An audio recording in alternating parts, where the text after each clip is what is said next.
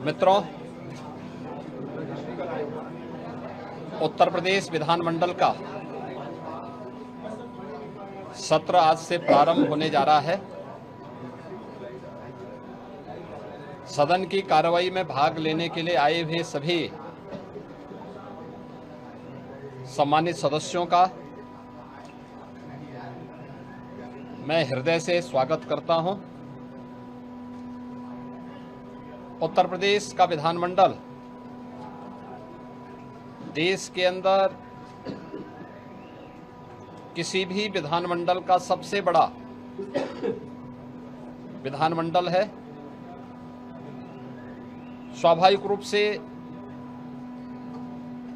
यहाँ पर जनता से जुड़े हुए, विकास से जुड़े हुए जिन मुद्दों पर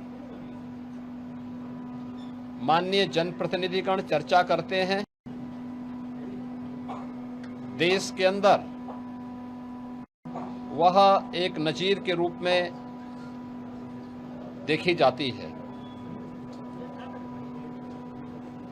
पिछले 8-8.5 वर्ष के अंदर उत्तर प्रदेश विधानमंडल ने अनेक उपलब्धियां हासिल की हैं। अनेक महत्वपूर्ण मुद्दों को चर्चा का विषय बनाया है। जनता से जुड़े हुए मुद्दों पर सार्थक चर्चा को आगे बढ़ाने का काम किया है। और इस बार का सत्र भी काफी महत्वपूर्ण सत्र है। इसमें जनता से जुड़े हुए मुद्दों को लेकर 25 करोड़ की आबादी की आकांक्षाओं को पूरा करने के उद्देश्य से विधायिका की भूमिका किस रूप में आगे बढ़ती है, इन सब पर बहुत महत्वपूर्ण एजेंडे के साथ हम लोग इस सत्र में, यहाँ पर मानसून सत्र में यहाँ पर उपस्थित हुए हैं। आज से सत्र प्रारंभ होगा, तो सत्र प्रारंभ होने के साथ ही क्वेश्चन आवर, जिसमें माननीय सदस्यों के द्वारा जनता से जुड़े हुए महत्वपूर्ण मुद्दों को प्रश्न पूछे जाएंगे। 0 आवर में अपनी बातों को रखा जाएगा और सरकार की तरफ से उन सब का एक सार्थक जवाब भी उपलब्ध करवाया जाएगा। इसके साथ ही अन्य महत्वपूर्ण मुद्दों पर मानसून सत्र है, तो स्वाभाविक रूप से बाढ़ से वे मुद्दे भी उठ सकते हैं। इसके अलावा अत्यधिक बारिश के कारण जल जमाव से जुड़े हुए मुद्दे भी उठेंगे। सरकार के स्तर पर क्या कार्रवाई हो रही है, स्वास्थ्य से, शिक्षा से जुड़े हुए मुद्दों पर सरकार ने पिछले 8-8.5 वर्ष के अंदर जो कुछ भी किया है, इन सब मुद्दों पर भी परिचर्चा होगी। यह सत्र इस बार का इसलिए भी महत्वपूर्ण होगा कि आदरणीय प्रधानमंत्री जी की प्रेरणा से देश की स्वाधीनता दिवस का अमृत काल का यह 3रा वर्ष है। और इस 3रे वर्ष में यद्यपि प्रधानमंत्री जी ने देश की स्वाधीनता दिवस के अवसर पर पूरे देशवासियों को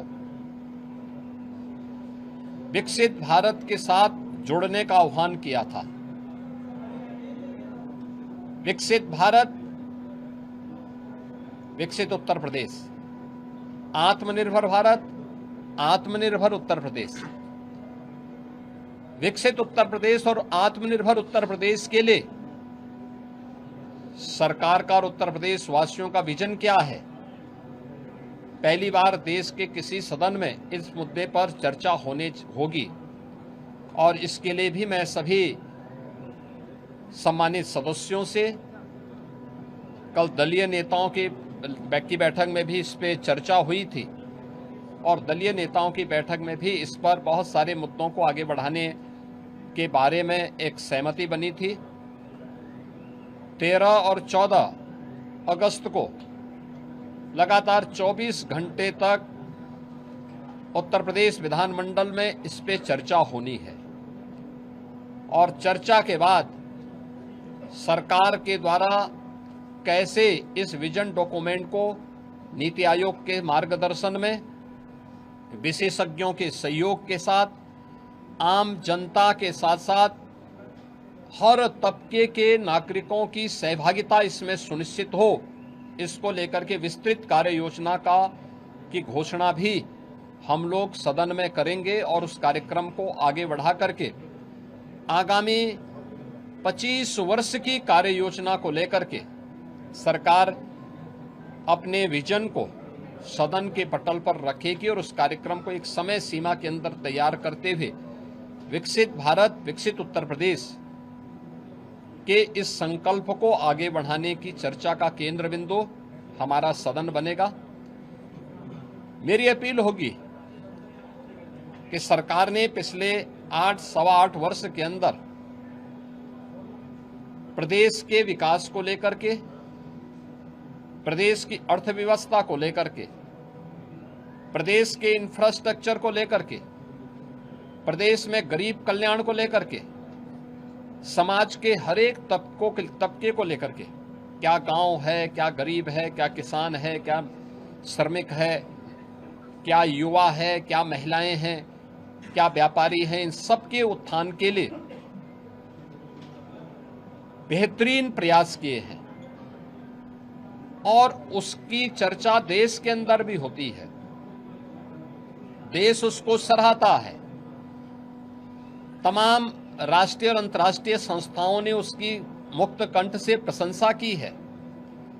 उत्तर प्रदेश के परसेप्शन में जमीन आसमान का अंतर आया है, लेकिन उस सब के बावजूद हम स्वागत करेंगे उन सभी प्रस्तावों का जो सदन में चर्चा के लिए आएंगे, जनता से जुड़े हुए होंगे, उत्तर प्रदेश के विकास से जुड़े हुए होंगे, उत्तर प्रदेश के युवाओं से जुड़े होंगे। उन सभी मुद्दों पर चर्चा करने के लिए सरकार तैयार है। सरकार ने अपने कार्यक्रम का हिस्सा भी बनाया है कि इन सब पर जवाब सभी विभाग उसका उपलब्ध कराने के लिए तैयार होंगे, लेकिन एक सार्थक चर्चा हो, नकारात्मकता न आए, न्यूसेंस क्रिएट करके हम लोग जनता के जुड़े हुए मुद्दों पर समय को जाया न करने दें।